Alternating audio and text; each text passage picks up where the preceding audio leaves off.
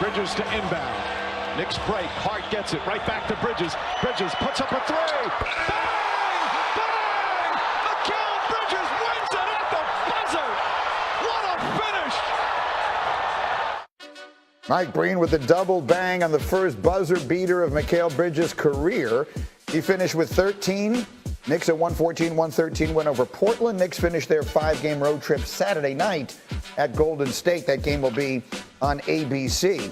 Our nightcap last night on ESPN in Denver, Anthony Edwards at 29. T-Wolves won their 6th straight, beating the Nuggets by 20.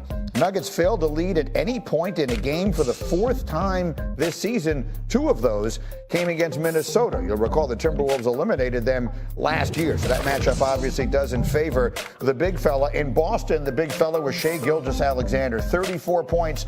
Thunder statement win over the Celtics. Oklahoma City becomes the first team in the West to clinch a playoff spot.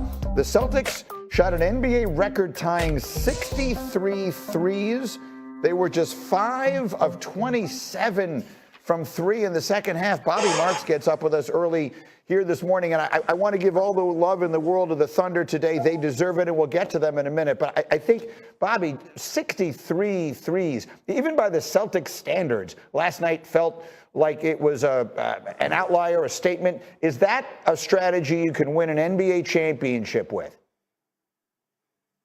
No, it isn't. And I think when you looked at the scoreboard last night, certainly after the first quarter, when Boston had 27 out of the 30 points on threes and they were still trailing by 3, I knew they were in trouble there. And I think what you saw towards the end of this game, tired legs from perimeter jump shots, certainly at their best when they were attacking the rim last night. And this is kind of who they are. If they're making threes like they did in the first quarter and that first half, yes, they're going to be a tough out. But when they struggle, certainly in that second half, they are certainly beatable here, Greeny.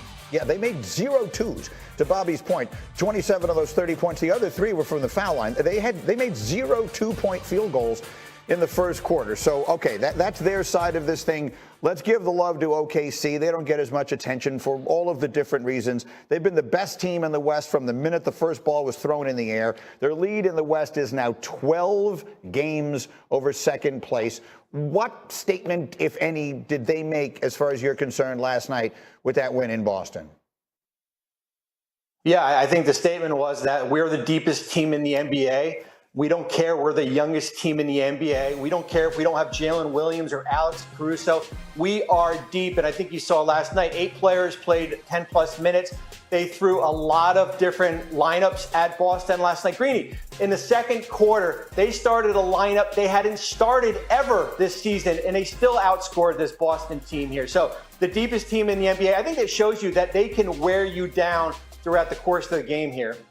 And SGA obviously continuing to make his case for MVP. It was his 60th consecutive game with at least 20 points. Okay, we're going to do something we've never done on the show. We're going to do a second edition of D's Notes. Perfect. Neek, come with me, because the first one is basketball, and let's talk about Nikola Jokic, all right? Jokic has won 3 of the last 4 MVPs. The reality is he's probably having his best season right now. He is currently top 3 in the league in points, rebounds, and assists per game. Since rebounds were first tracked in 1950, no one has ever finished a season top 3 in all of those categories.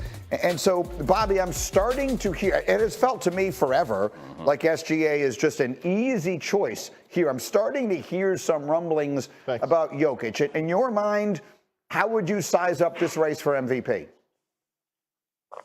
Well, I think it's close, and thankfully I don't have a vote, and I would tell my voting members to wait until the end. I still give Shai Gilgeous-Alexander an edge, and I think there's no criteria, Greeny, for MVP, right? Is it most valuable player? Is it the most impactful player on their roster? I do think wins matter, and I think where Oklahoma City is right now in the standings, certainly in a comfortable lead in the Western Conference compared to where Denver was. I think you look at last night, that win in Boston, and I think you look at the loss by Denver getting blown out at home by Minnesota. I think you do have to take that into consideration. Is there voter fatigue? I don't think so, and I hope not, but I do have to give Shai just a teeny bit of an edge right now.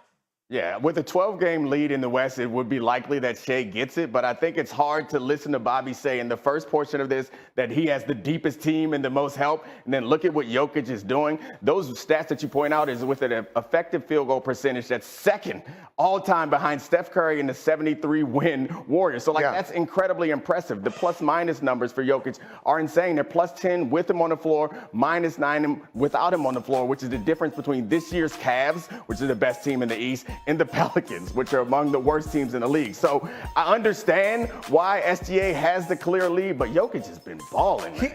You use the words voter fatigue, Bobby, well, go ahead, Bobby, jump back in. Yeah, no. I look back to, Nick, you make a great point there. Back in 2002, when I was with the Nets, we had Jason Kidd. Jason Kidd deserved to be the MVP because of the impact he had on his roster, similar to what you see with Nikola Jokic. And Jason Kidd didn't win MVP. Tim Duncan did in San Antonio, certainly had a better record than us in New Jersey here. So I do think voters look at the record impact there. Should they? I don't know. As I said, there's no criteria as far as how the voters think about doing this.